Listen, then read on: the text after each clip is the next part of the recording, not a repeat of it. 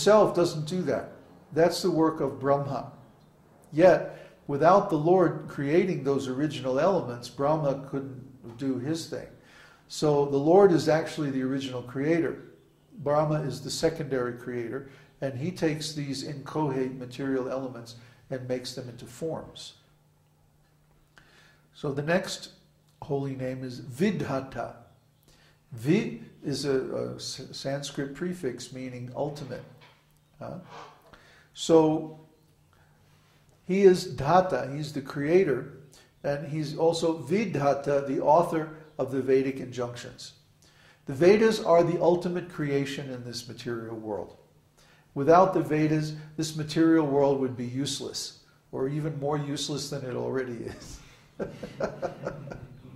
So this material world, the whole purpose of this world is to worship God, to glorify God, to serve God, and ultimately to go back to God in the spiritual world. What are we doing here? If we're just here to enjoy this material world, that means we're going to become more and more trapped by it. But if we're using the material elements and the material facilities that we have to spiritualize our existence, then we can get out. Well, how do we do that? We have to follow the Vedic injunctions. The Vedic injunctions are considered to be absolute truth. You know, we discussed this so many times before. Just like anything we can say about the material world is never absolutely true. There's always some limitation on the validity of a material truth. Therefore, those truths are called relative truths, because, again, they have a beginning and an end in time. But absolute truth is not like that. Absolute truth is always true, in the past, present, future, in any place, in any condition, for any being. So the absolute truth is there in the Vedas. The Vedas are like an ocean or a vast mine full of gems of absolute truth. And we take shelter of the Vedas because the Vedas give us knowledge about things that are impossible for us to know by any other way.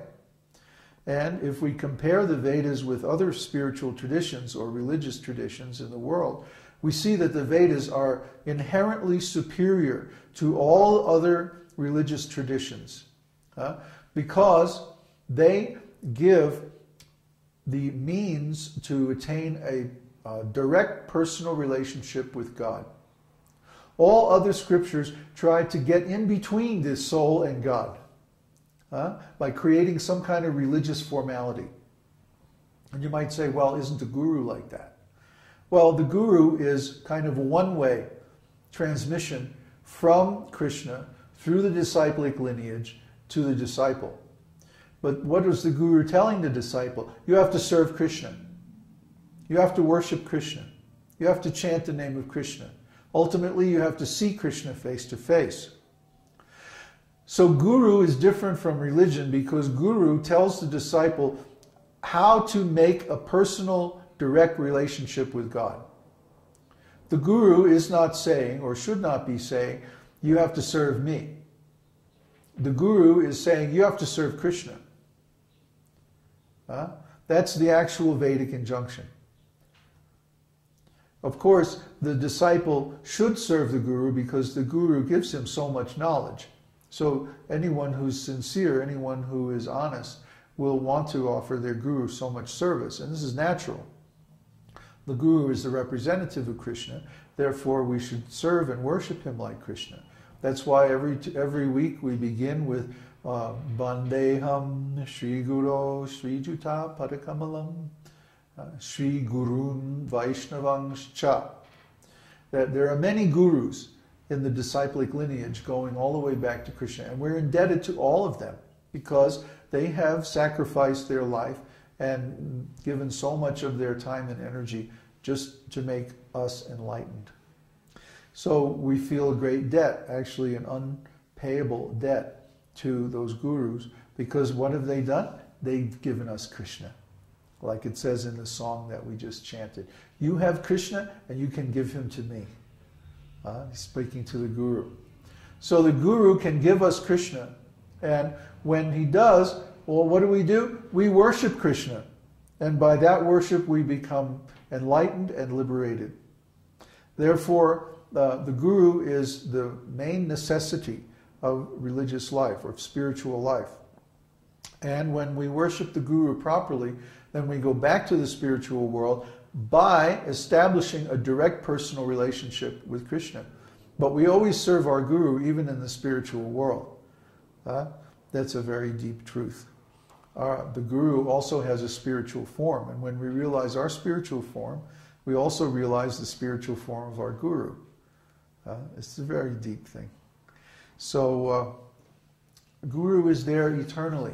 Our service to the Guru is the beginning of an eternal relationship, both with the Guru and with the Lord. This is one of the big esoteric truths. And finally, Dhatur Uttamaha. Dhatur means a person, and Uttama means the ultimate or the supreme, the topmost. So Krishna, the Lord, is the supreme person. He's the original person from whom all other persons have come. He is the grandfather. He's the supreme. He's the highest, the greatest of everything. Everything we see in this material world, if we see it rightly, will remind us of Him. Like when I see my keyboard, I think, oh, I play so many bhajans and kirtans on this keyboard. Or when I see my drum, oh, I play so many kirtans on my drum. Or even when I see my own clothes, they remind me of Krishna because I wear these clothes because I'm a devotee. You always see us wearing white. Why? It's because that's the color of goodness. And that goodness helps to qualify us for the process of devotional service. It's pure.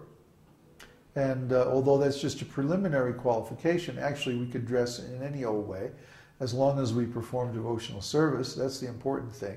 But dressing in a certain way, when we see our own clothing or other devotees' clothing, it reminds us of Krishna. Just like we mark our forehead with the Udra Pundra, or tilak mark. Why? To remind us of Krishna when we look in the mirror. Or when other people see us, it reminds them of Krishna. They say, oh, he's a devotee, he's wearing tilak. Very nice. And Bhakti Vinod said that if someone is not wearing tilak, then their face is like a cremation ground. It's like a cemetery. There's only a decoration on a dead body. So this mark of tilak means that we're awake, we're alive, we're worshiping Krishna. We're using our time, our valuable human life, in the right way. So similarly, if we are intelligent, we will worship God, the Supreme Person, with everything that we do. And that way this material world can't trap us. It can't deceive us. And it can't keep us in birth and death again and again. We can get out. That's the actual goal of the esoteric teaching. Now, are there any questions? But Peter? If Brahma is the original creator, how is Shiva the topmost demigod? Is that just his job? Yeah. Actually, the Lord is the original creator. Brahma is the secondary creator. He takes the material elements emanated by the Lord and fashions them into forms that we see in the material universe. Lord Shiva is detached. His mood is like, well, I don't care. You know, you can make anything. I'm just going to destroy it. That's his mood. He's like, he's against the material world. He's not for the material world. He's saying, no, you guys, you don't need this material world. Watch, I'm going to blow it up. I'm going to destroy it. Then what are you going to do? That's Shiva's mood. Shiva likes to cheat the atheists. He gives them benedictions that blow up in their face. Like Banasura. Banasura wanted a benediction that, he had millions of arms, right? But he wanted this benediction that when he touched someone's head, their head would explode.